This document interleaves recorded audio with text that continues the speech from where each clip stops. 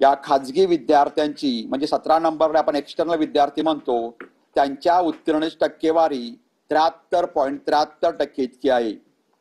या परीक्षेत राज्यातील 9 विभागीय मंडळामधून सर्व शाखांमधून एकूण 42,388 रिपीटर म्हणजे पुनर्परीक्षार्थी विद्यार्थ्यांनी नोंदणी केली होती।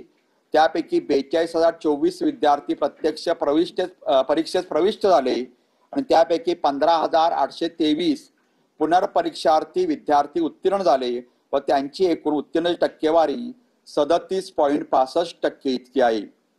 या परीक्षेत राज्यातील 9 विभागीय मंडळामधून 7,310 दिव्यांग विद्यार्थ्यांनी नोंदणी केली होती।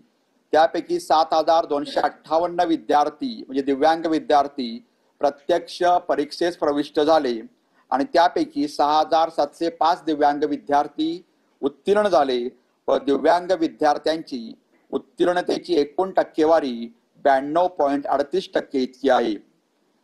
12वी परीक्षेस नोंदणी केलेल्या सर्व पात्र दिव्यांग विद्यार्थ्यांना प्रचलित नियमाप्रमाणे सवलतीचे गुण देण्यात आलेले आहेत। सर्व या 9 विभागीय मंडळामधून नियमित विद्यार्थ्यांचा नेहमीप्रमाणे कोकण विभागाचा निकाल 96.74% इतका सर्वाधिक असून सर्वात कमी निकाल लातूर विभागाचा 89.46% इतका आहे।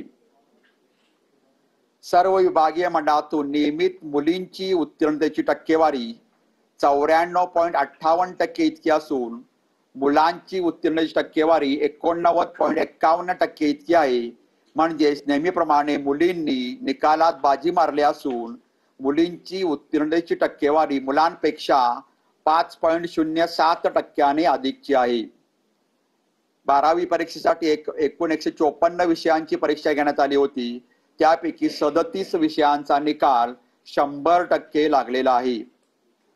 उच्च माध्यमिक प्रमाणपत्र परीक्षा मार्च एप्रिल 2022 ते मार्च एप्रिल फेब्रुवारी मार्च 2025 याचं जर सरास बघितलं तर 22चा निकाल होता 94.22%, 23ची उत्तीर्णतेची टक्केवारी होती 91.25%, 24ची उत्तीर्णतेची टक्केवारी होती 93.67% आणि 25ची उत्तीर्णतेची टक्केवारी आहे 91.88%।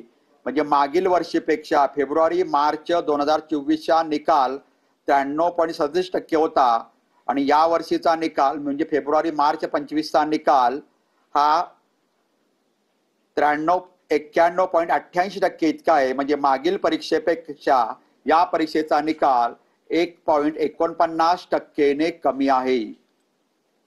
खेळाडू NCC स्काउट गाईड च्या विद्यार्थ्यांना शासन निर्णयानुसार सवलतीचे वाढीव गुण देण्यात आलेले आहेत। त्यानुसार 20,000